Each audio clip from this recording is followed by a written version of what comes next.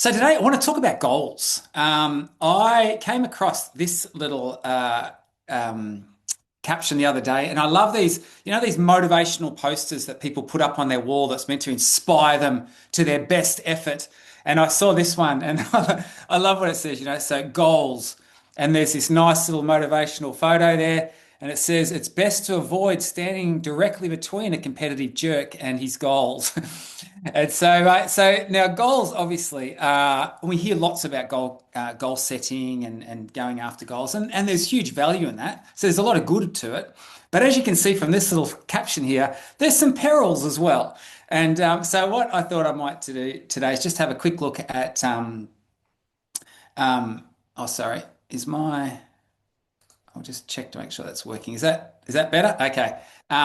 So yeah, might look at goals, and I want to talk about the good, the bad, and the beautiful. So we'll finish on a positive here.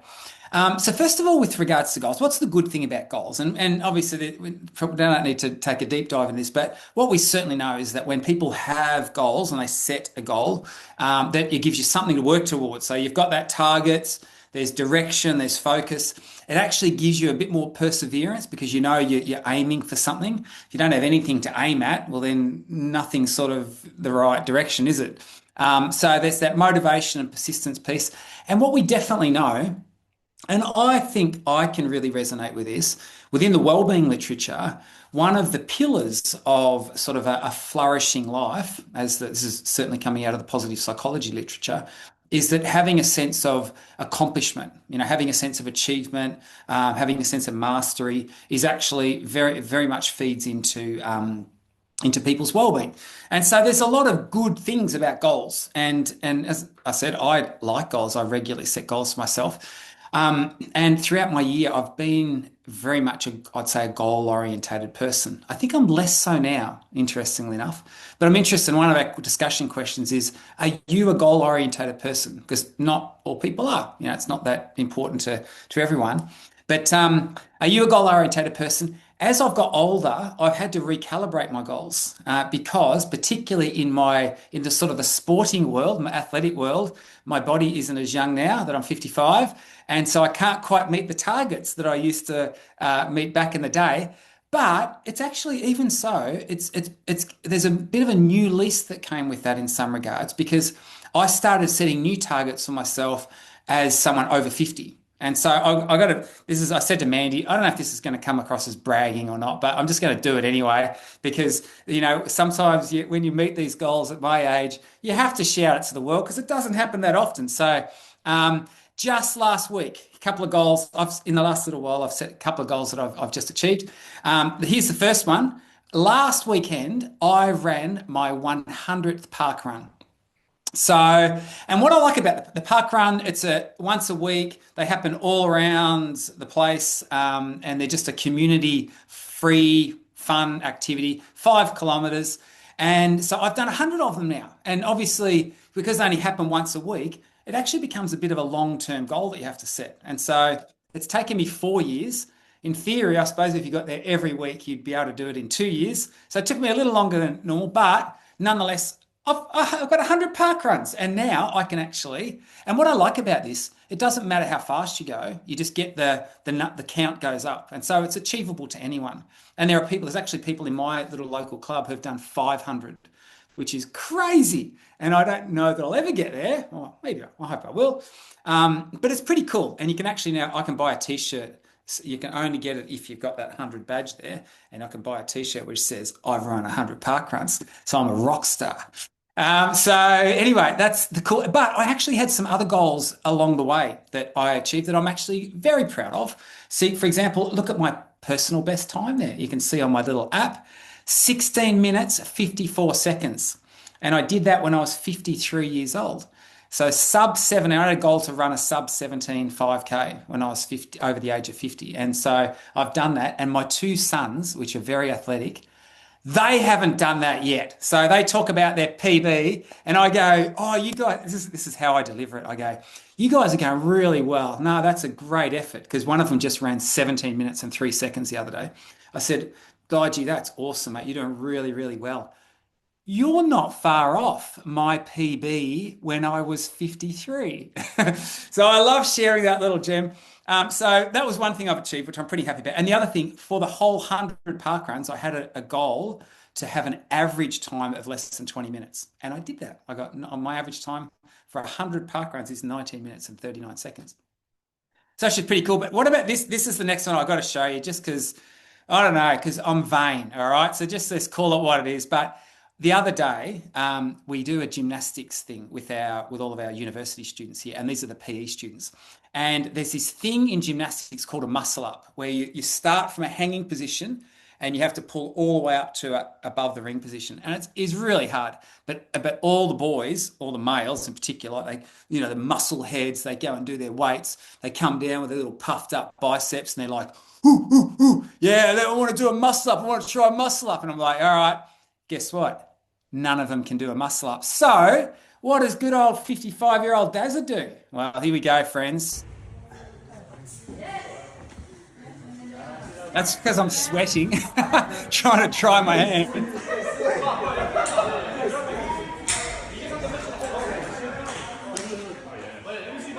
Yeah, baby. A little bit shaky that section, but got there. And listen to this. 55 years old, baby. And so I just went and I just went, "Ugh," and you know what? Maybe it's wrong with me. Maybe there's something, a default in my personality that gave me great joy to look at those young muscle heads in the eyeballs and say, hey, tell me when you can do that. But anyway, so goals are great. And you know what? I actually, find there's real value in goals and setting yourself goals and goals that are relevant to your situation in life that are obviously of interest to you. However, there's actually pretty good literature to show that goals actually can have a negative aspect to it as well. And one of it, and I've just sort of listed a couple here, but one, obviously, if you've just like, that's the goal, that's going after that, I'm dogged, I'm determined. And this is what often gets applauded. We hear these people just goal, goal, goal, goal, goal, and everything else falls by the wayside, and they neglect other more important things in life. And yet this can be a peril of goals. And not only that, in the pursuit of a goal, you can actually, there's a lot of pressure attached to that. If it becomes very important to you, there can be burnout attached to it. So goals don't always have that, that sort of golden star at the end. And then even when you achieve a goal, there's this thing that's referred to as the arrival fallacy. Because people often think, oh, when I get to that goal, then I'll be happy, or then things will be great, or this will be wonderful, and all the rest of it. And then you get there and you realize, oh, I'm actually no real different to what I was a couple of moments before I achieved it. And we see this amongst Olympic athletes. So, they go to the Olympics, it's the big, that's the pinnacle event. And then what? So it's even amongst athletes that have won gold, there can actually be a really challenging time for them. But there's this one other thing, and I'd love your thoughts and reflections, and we'll get to an opportunity to chat on this. But do you know what? I came to this really interesting realization, this dawning, and it happened, a couple of decades ago for me. So it was actually when I was 30. And I remember, and I'd achieved some good stuff, because I'm a goal-orientated person. So I'd set some targets and, I'd got these things done. But then I'd actually realized that all of the things in my life that were actually very, what I'd consider significant, that had really value added to the trajectory of my life, they weren't actually things that I'd set as a target and chased down. They were actually things that organically and serendipitously had just come along. And then obviously you have to be courageous enough to step up and keep the blinkers off to see these opportunities, and then be courageous enough to step up to the mark when the opportunity arises. But what I realized is that, hey, you know what? Maybe being too dogged with a particular goal might put blinkers on and blind you to other opportunities that might even be better. And so I've actually come to that changed, that sort of dawning for me changed the way that I approach goals. I'm a lot more fluid with it. And yeah, I set targets for myself, but I sort of go into them with a little bit more wide-eyed wonder as compared to that just, let's knuckle down and let's get this thing done. I don't know if your experience is the same. You can have a chat about that just a moment. So you know what? There are some bad things, potential perils associated with goals. But you know what? Goals actually have this really beautiful aspect to them as well. And we actually did a podcast, and Simon Matthews, who's a psychologist, chatted about this, and this really connected with me and very much resonates with me.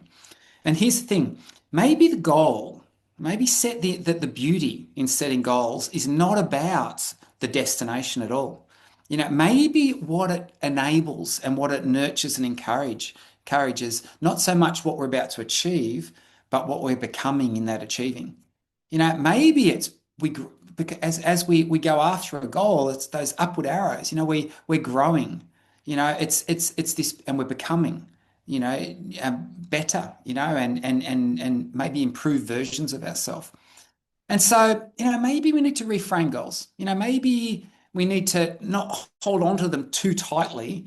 Certainly, my approach is to sort of be a little bit gentler. Yes, set them. You know, it's good to have targets to go after, but be a little bit fluid with it and realize ultimately where the beauty is the growth that happens. You know, it's what you become in the process of moving towards and achieving those goals. Anyway, that's my thoughts, and I would love to hear your thoughts. And so here's some questions we can chat about um, in our group. So yeah, love you to first of all just chat about are you a goal orientated person? Right, some people are very much so, others not. And what is a goal that you've achieved that's really added to your life? So if there's one thing you sort of think of, oh yeah, you know what, that's really contributed to the quality of my life. What would that be? Secondly, have you experienced the downside of goals, like we sort of alluded to? And when you reflect on the most important things you've achieved in your life, did they actually come about because you set them as a goal and went after them? Or did they actually were they things that came along? You know, did they sort of originate more organically? And then the last question is, you know, given that goals can be good and can be beautiful, what's a goal that you might set for yourself this month?